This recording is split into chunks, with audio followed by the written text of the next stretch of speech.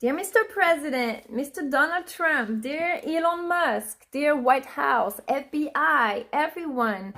Hi, this is Fanny Menardi from Pachamama Art and the new department of the government, Ministry of Sound. Listen, I would like to introduce to you my big project.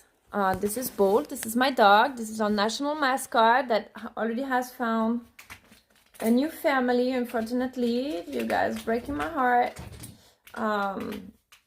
letting me get rid of all my life, but that's the sacrifice I'm making because of this career and all these ideas that I know are divinely channeled. You see that, guys? This is my peace song. This is my work for the past 3 years, every day of my life, connecting bridges between Europe, NATO, Russia, the United Nations, everyone, the government, the US government, the Democrats, the Republicans, both. Come on, left or right, decide. Move. Sit. Okay.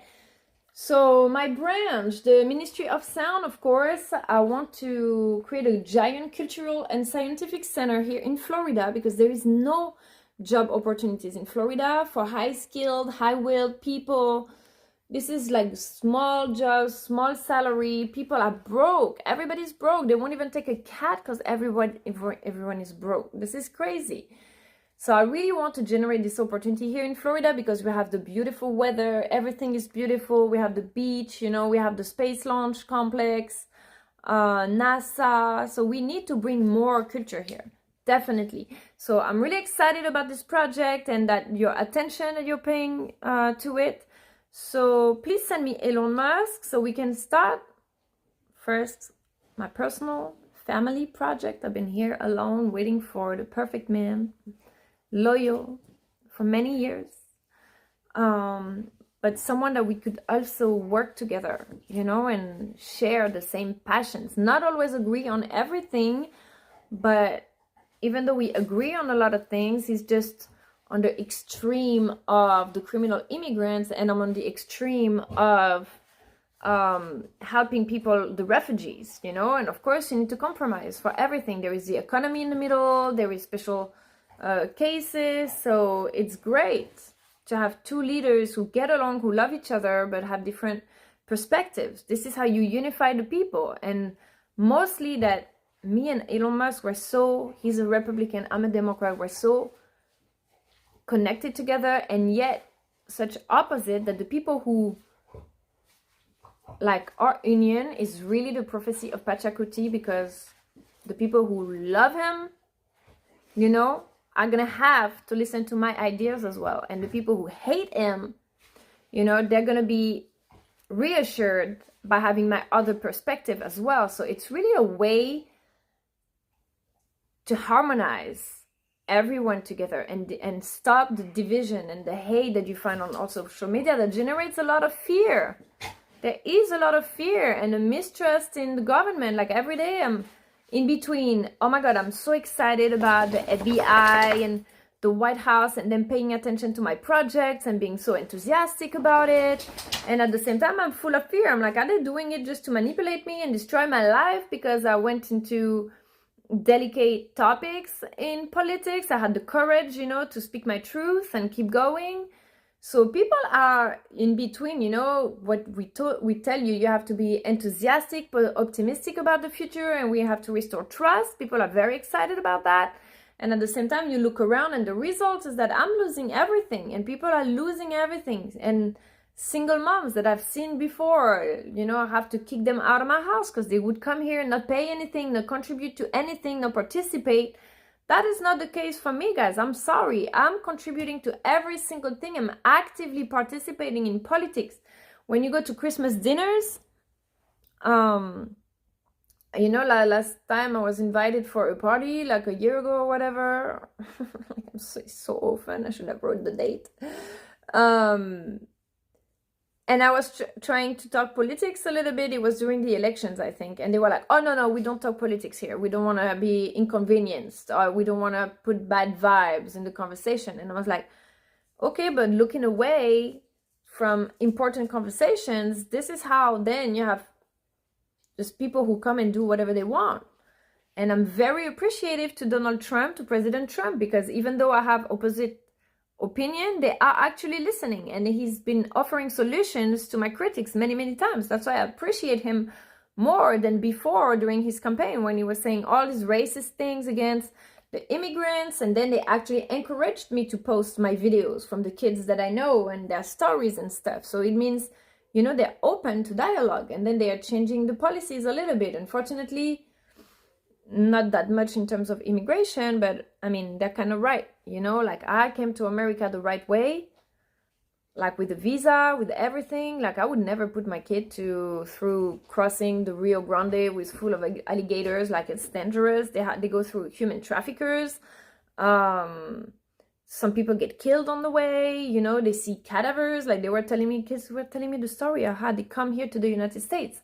They would see cadavers. They would be like, oh, we were in tents, and then there were bodies covered there, like from the human traffickers just killing those who were just bothering them on the way. You know, that is horrible. But so we shouldn't put people through this. But at the same time, if people do that, maybe they don't have a choice. You know, it's like when people go to rob a bank, okay, they're criminals, they should never rob, but at the same time, maybe they had no choice. It was survival instinct for feeding their family. And you see the banks who are robbing you with their interest rates and lawyers' fees and never ending. All I've been doing is paying, and I still have more adding up. I'm like, I feel like the only way to get out of it is just get out of this country, but then starting over with nothing.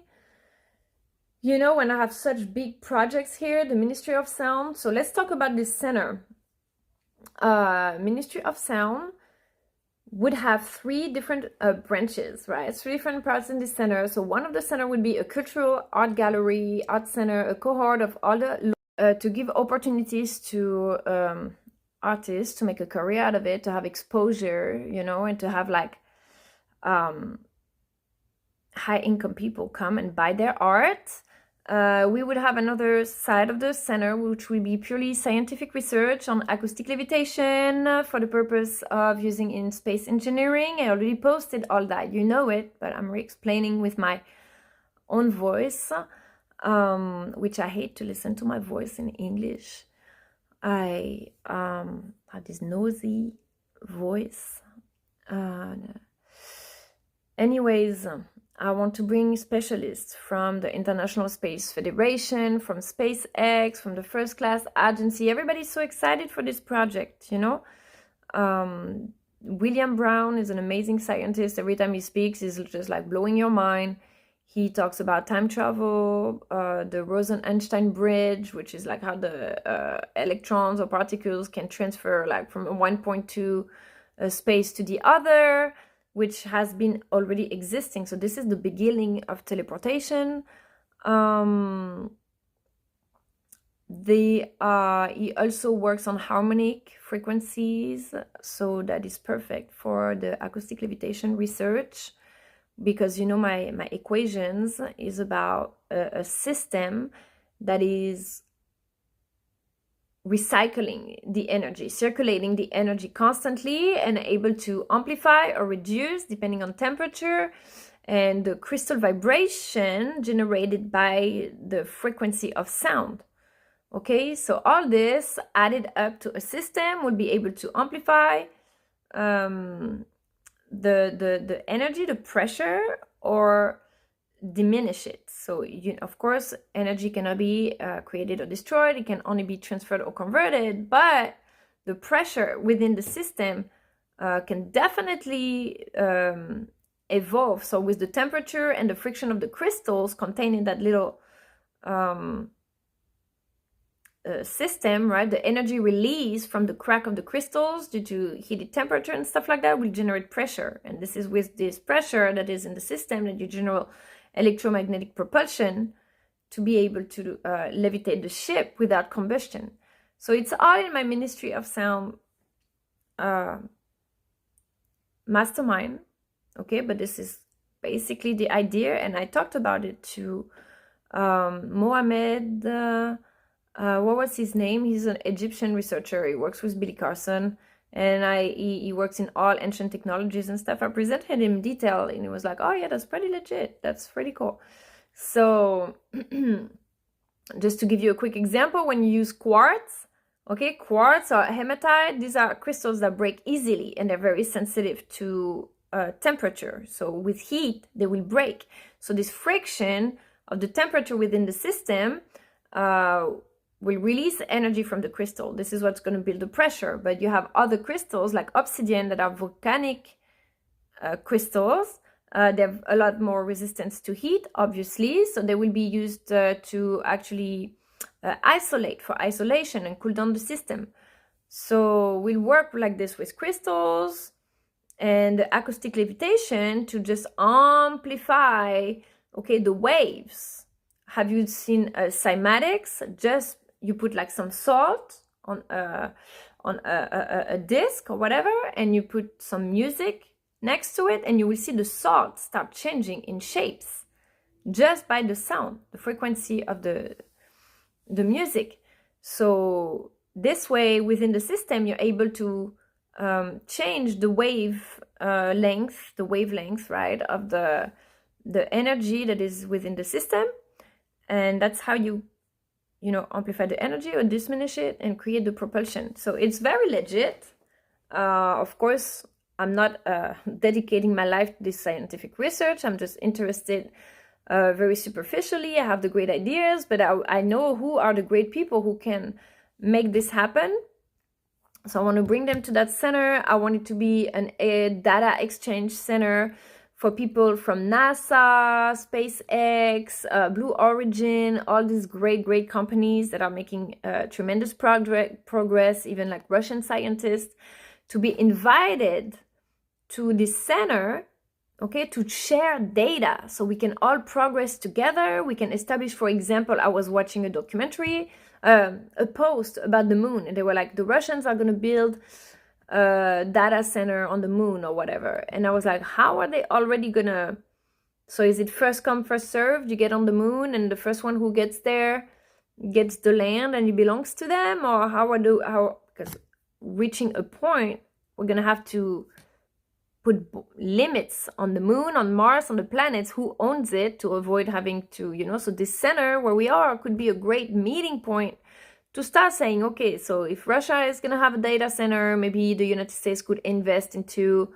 a base lab, or whatever. So we don't all do the same thing in parallel and waste energy and waste funds on doing the same thing in parallel, but we actually complementary.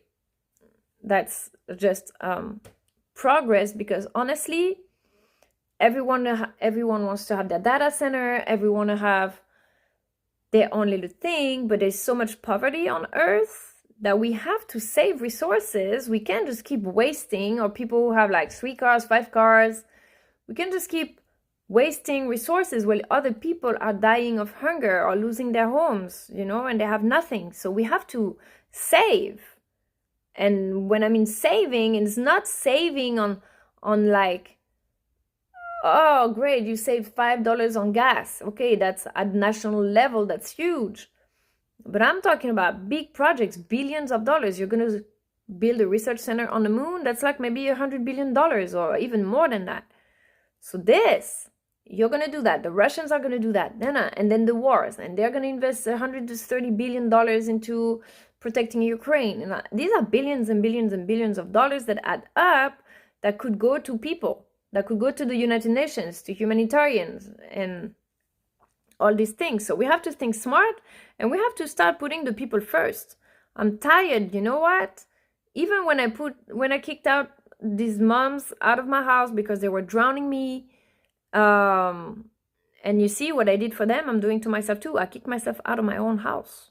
Okay, so I'm not a hypocrite. Okay, I kicked them out because they were drowning me, and I'm kicking myself out because I'm drowning my entire family. So I'm applying to myself my principles, However, I always preach for them. Even though I would kick her out, then I would be mad at myself. I would be mad at the world. I'm like, it's unacceptable that there's moms outside with their babies without a place to stay. They don't have food stamps, they don't have no government help, they don't get access to no jobs because they have their babies. That's why we're building a center. Then it's to be a daycare, so parents, women can come to work and have a career with their babies. That's unacceptable. That for me, my career was going so well and launched. I was 25 years old. I had my master's degree. I already had years of experience of teaching in Peru, years of experience of teaching and being a cultural director in Bahrain. I had all these amazing experiences.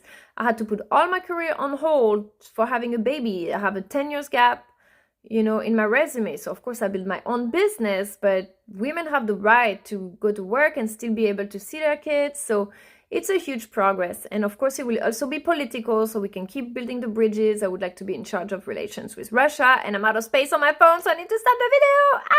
Merry Christmas.